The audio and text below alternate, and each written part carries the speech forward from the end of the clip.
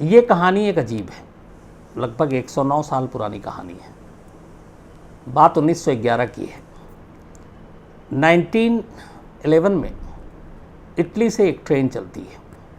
कहानी ये थी कि एक ट्रेन की कंपनी थी जो जेनेटी, जो रेलवे उस वक्त सारी चीज़ें थी, रेलवे के कोचेज़, इंजन, ये सारी चीज़ें बनाती थी। तो जेनेटी ने एक नई ट्रेन बनाई और उसके लिए एक ऑफ़र दिया था लोगों को ट्रायल के लिए कि कुछ पैसेंजर आएँ, उसमें सवार हों और एक ख़ास दूरी तक उन सबको ले जाया जाए और वो देखें कि कैसी ट्रेन है। तो जेनेटी नाम की इस कंपनी ने एक ऑफ़र दिया और 100 ऐसे पैसेंजर को चुना जिनको फ्री ट्रैवल कराना था, साथ में खाना पीना सब कुछ, एक तय दूरी तक ले जाना, फिर वापस उनको पहुंचाना।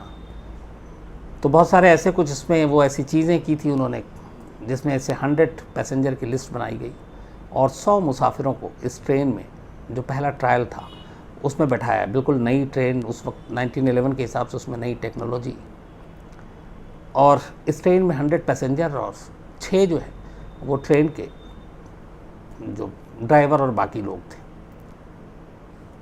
इस पूरी ट्रेन में 3 कोच थे और इस ट्रेन को एक तय जगह से तय जगह तक पहुंचनी थी। ख़ास बात यह थी कि इस ट्रेन को उस सफ़र के दौरान में एक इटली में लोम्बार्डी टनल, लोम्बार्डी माउंटेन के पास एक टनल है, और उस ज़माने में ये जो सुरंग टनल था, ऐसे इतने लंबे टनल बड़े कम हुआ करते थे। करीब आधे मील लंबा ये टनल था, सुरंग। तो इस ट्रेन को सुरंग से भी होकर गुजरना था। बड़ी एक्साइटमेंट थी लोगों में, एक नई ट्रेन उस वक्त, और नया उस वक्त के हिसाब से टेक्नोलॉजी और सारी चीज़ें। तो खैर 106 मुसाफिर उसमें, 106 टोटल ट्रेन और के स्टाफ और पैसेंजर ये सवार होते हैं। ट्रेन चल पड़ती है। ठीक ठाक दूरी तय हो चुकी थी, मुसाफिर भी बड़े खुश थे, खाना पीना सब कुछ मिल रहा था ट्रेन में। ट्रेन का ट्रायल था तो इसलिए उनकी खातिर भी ज़्यादा हो रही थी। इसी दौरान, और अब तक कई लोगों ने इस ट्रेन को गुजरते हुए देखा, जब ये लोम्बार्डी माउंटेन के पास जो टनल है, उस टनल में जब ये ट्रेन दाखिल हुई, करीब आधे मील और 1 किलोमीटर से थोड़ा सा कम ये ट्रेन, ये टनल था लंबा। ट्रेन दाखिल तो हुई, लेकिन दूसरी तरफ से ये ट्रेन बाहर नहीं निकली। कुछ वक्त बीता, लोग बड़े हैरान। जो उस वक्त रेलवे के स्टाफ थे उन्हें भी मालूम था कि टनल ट्रेन से आगे आएगा, फिर आपके दूसरे प्लेटफॉर्म पे गुजरेगा, दूसरे स्टेशन से गुजरेगा, लेकिन ऐसा हुआ नहीं। ट्रेन टनल में दाखिल तो हुई, उसके बाद टनल से बाहर ही नहीं निकली, लापता हो गई। कुछ वक्त के बाद जब ये चीज़ पता चली कि एक जेनेटी नाम की जो नई कंपनी है, उनकी ट्रेन है वो गई हुई है, लेकिन कुछ पता नहीं, तो हड़कंप मच गया। तलाश शुरू हुई। जिस रूट से ट्रेन गुजरी थी, जो उससे पहले के स्टेशन थे, तमाम उन सब से पूछताछ की गई। सिग्नल भी पता किया गया, सिग्नल मैन ने भी बताया, जो चश्मदीद थे उन्होंने भी देखा। पूरी इंक्वायरी, पूरी पूछताछ के दौरान आखिर में बात आकर ठहर गई कि आखिर में इस लोम्बार्डी माउंटेन के पास जो टनल है, वहाँ तक जाते हुए लोगों ने इस ट्रेन को देखा, लेकिन उस टनल से निकलते हुए किसी ने नहीं देखा। तो बात यहाँ पे आकर जांच रुकी कि मामला इस टनल के अंदर, सुरंग के अंदर का है। इसके बाद पूरी टीम गई, सुरंग के अंदर के चप्पे चप्पे को छान मारा कि क्या पता उस ट्रैक के साथ सुरंग के अंदर कुछ और चीज़ें हों, कोई ऐसी गुफा हो, कोई और चीज़ हो। लेकिन एक ट्रेन लंबी चौड़ी, 3-3 उसमें बोगी, 106 लोग सवार, ट्रेन का कोई सुराग नहीं मिला। पूरी तलाशी हो गई, पूरे ट्रैक जहाँ तक जाना था, वो सारे रास्ते, हर चीज़ को छान मारा गया, ट्रेन नहीं मिला। धीरे धीरे वक्त बीता, इंक्वायरी कमीशन बैठी, पता करने की कोशिश की गई। अब बात कोई छोटी मोटी तो है नहीं, एक पूरी की पूरी ट्रेन गायब हो जाए तो ये अपने आप में हज़म होने वाली भी बात नहीं है। मीडिया में खबरें छपी, तलाश जारी थी, लेकिन कोई फ़ायदा नहीं हुआ। इसी बीच में हुआ ये अचानक कि कुछ लोगों ने ये कहा कि ये ट्रेन जो है इटली से निकलकर कहीं और पहुंच गई है। 2 शख्स जिन्होंने दावा किया बाद में, और ये दोनों शख्स थे मैक्सिको के, उन्होंने कहा कि हम इस ट्रेन में सवार थे जिसमें 100 पैसेंजर थे और 100 में लिस्ट में हमारा भी नाम था। और उन्होंने जो बयान दिया वो ये था इस हादसे के कुछ दिन के बाद कि जब ये ट्रेन टनल में दाखिल हो रही थी तब उन्हें अचानक एक ज़ोर की आवाज़ सुनाई थी और उसके बाद उन्हें सफ़ेद काला धुआं नज़र आया।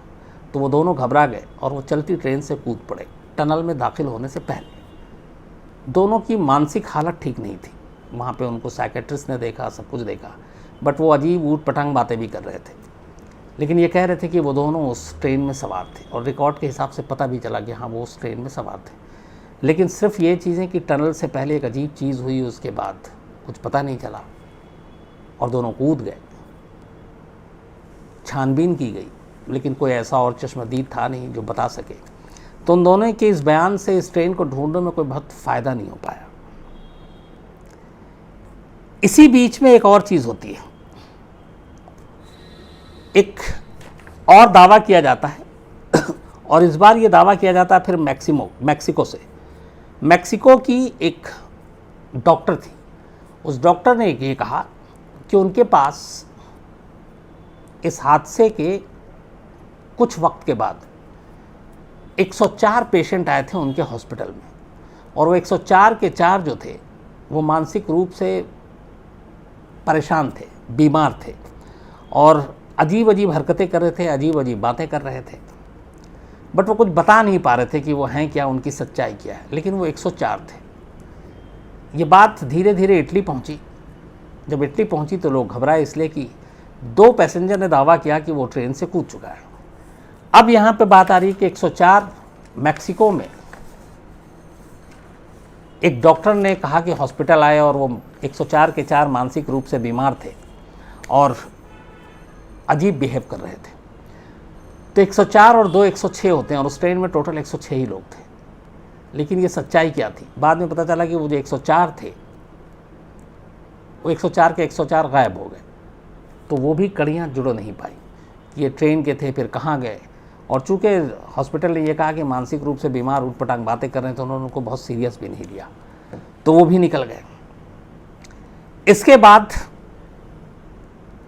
इसी ट्रेन के बारे में जो सबसे ख़तरनाक चीज़ें आई और सबसे बड़ी जानकारी आई वो ये आई कि इस ट्रेन को सेम इसी जेनेटी कंपनी का जो मॉडल था, जो इंजन थे, जो 3 बॉगी थे, जिस तरीके का नक्शा बनाया गया था, वैसे ही हूबहू ट्रेन अलग अलग वक्त में, कभी इसको रशिया में देखा गया, कभी जर्मनी में, कभी रोमानिया में और कभी मैक्सिको में।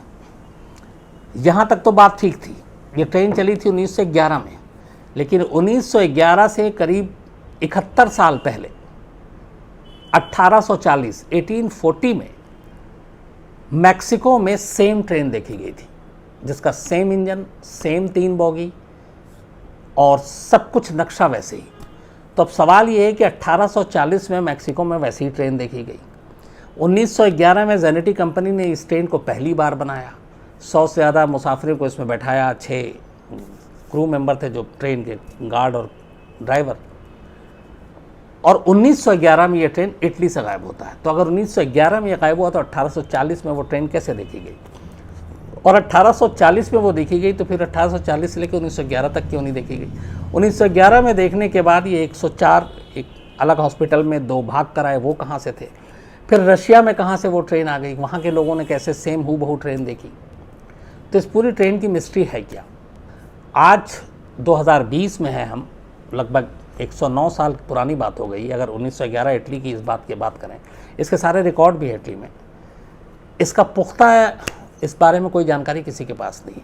एक चीज़ सिर्फ कही जाती है और वो ये है कि ये ट्रेन जब टनल में दाखिल हुई तो शायद ये टाइम जोन में चली गई या टाइम मशीन में चली गई। टाइम मशीन मतलब ये होता है कि फिर वो किसी और दुनिया में पहुंच गई, वक्त से पहले या वक्त के पीछे बहुत ज़्यादा चली गई। और यही वजह है कि कभी 1840 में दिखती है तो कभी रशिया में दिखती है, कभी जर्मनी में दिखती है। लेकिन कुल मिला के ये है कि ये जो ट्रेन है इसके बारे में आखिरी बस यही कहा जाता है कि शायद ये एक जो टाइम मशीन है, उस टाइम मशीन ने ही इस ट्रेन को एक तरह से निगल लिया और उसने अपने आप में संभाल लिया। और यही वजह है कि आज तक इतनी बड़ी लंबी चौड़ी ट्रेन कभी किसी को मिली नहीं और ना इसके बारे में कोई जानकारी मिली। अब ये सच है क्या? यहाँ पे 2 चीज़ें हैं। 1911 में लोम्बार्डी माउंटेन के करीब इस टनल में ट्रेन दाखिल हुई। जेनेटी कंपनी की ट्रेन थी, 106 लोग थे, इसके सारे दस्तावेज़ और सब कुछ हैं। लेकिन वो ट्रेन कहाँ चली गई, टनल से बाहर क्यों नहीं निकली? लगभग 1 किलोमीटर से कम की वो लंबाई थी टनल की, ये भी सच है। वो ट्रेन कभी मिली नहीं, ये भी सच है। वो 106 जो 2 आया था, उसके अलावा 104, उनके बारे में कभी कोई जानकारी नहीं मिली। तो सवाल है कि इस ट्रेन के साथ हुआ क्या? बड़ी लंबी जांच चली। आज भी इटली में ये एक मिस्ट्री है और कहते हैं कि दुनिया की सबसे बड़ी मिस्ट्री में से एक मिस्ट्री आज भी। लेकिन इस ट्रेन का कोई सुराग नहीं मिला। लोग यही कहते हैं कि सिर्फ ये टाइम जो मशीन है उसी का हाथ हो सकता और कोई नहीं हो सकता। ऐसी और भी कई कहानियाँ जिसमें टाइम मशीन के बारे में आपको बता कि कई ऐसे प्लेन हैं जो गायब हुए, कई कहानियाँ ऐसी मैं आपको सुनाई हैं। लेकिन अपने आप में एक पूरे ट्रेन का लापता होना यह वाकई रहस्यमयी है और आज भी इसके बारे में कोई जानकारी किसी के पास नहीं है।